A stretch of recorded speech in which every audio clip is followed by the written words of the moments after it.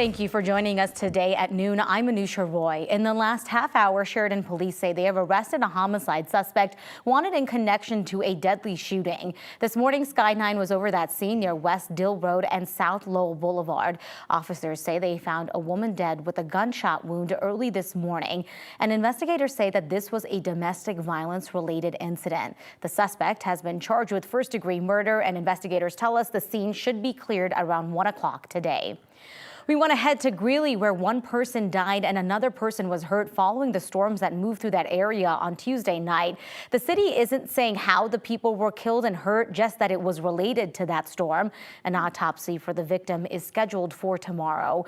Greeley saw heavy rain and hail for a few hours. It caused some really serious flooding all over town. And now begins the tough job of cleaning up. 9 News reporter Courtney Yoon was in one of the hardest hit areas.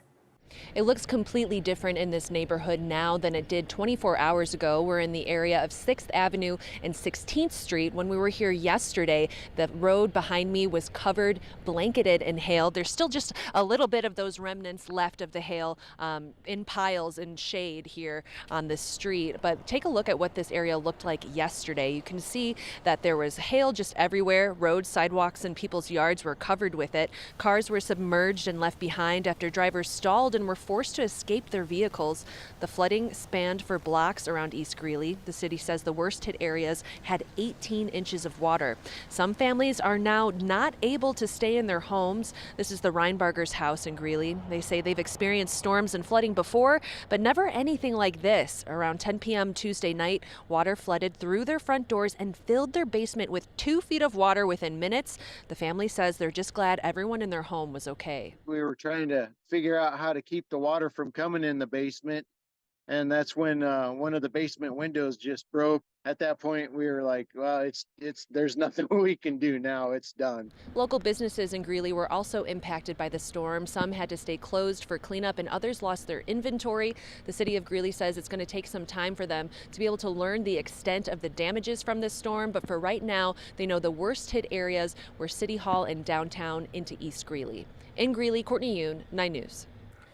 Want to give you a live look at the Front Range right now. It is calm at the moment, but there is another potential for another round of storms this afternoon. We've got Keely here with us, but you were just saying hopefully some of those hardest hit areas that we just saw in Greeley maybe getting a little bit of a break today. Possibly getting a break. Yeah, it looks like we are in store for another day of potentially severe weather, severe thunderstorms out across the plains, but most of that severe weather will happen across the eastern plains and south of I-70. So that's where the biggest threat is as we head into the afternoon hours. We got a cold front moving through, dropping those temperatures, so a little cooler out there. That also makes the atmosphere a bit more stable. So again, not expecting as many severe thunderstorms as we have seen lately. Out there right now, we've got 75 degrees. Those winds out of the east-northeast, right around 10 miles per hour. Just a few clouds out there. We will see increasing clouds as we head into the afternoon hours.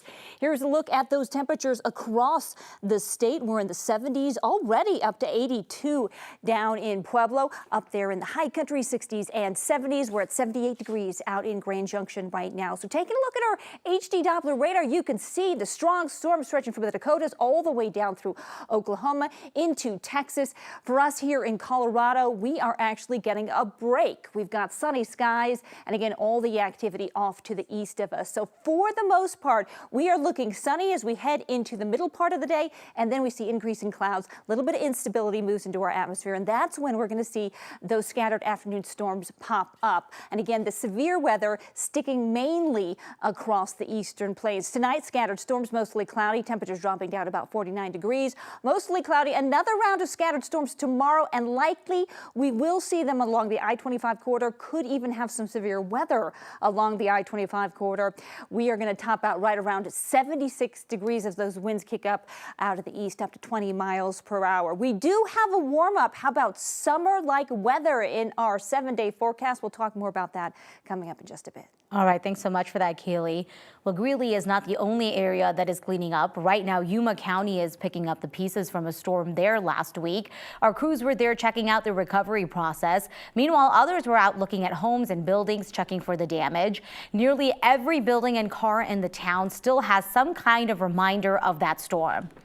Inside of my house, yep. You know, at my house, I probably had 2 feet of hail piled up alongside my garage after the hailstorm. You see that? It's all beat. These are all from hail. It's still unclear what the cost of all that damage is going to be. Yuma County officials are still adding it up. They're expecting it to be in the millions, and then likely millions of dollars in crops were also damaged on farmland outside of Yuma. Well, this afternoon, there is a warning from Nissan today. They say you should not be driving certain 2002 to 2006 Nissan Sentras, 2002 to 2004 Nissan Pathfinders, and 2002 to 2003 Infiniti XQ4s.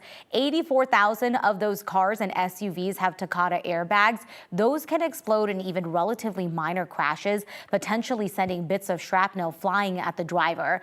Nissan and Infiniti will be providing free towing and repairs, and then in some cases, they'll also give you a rental car.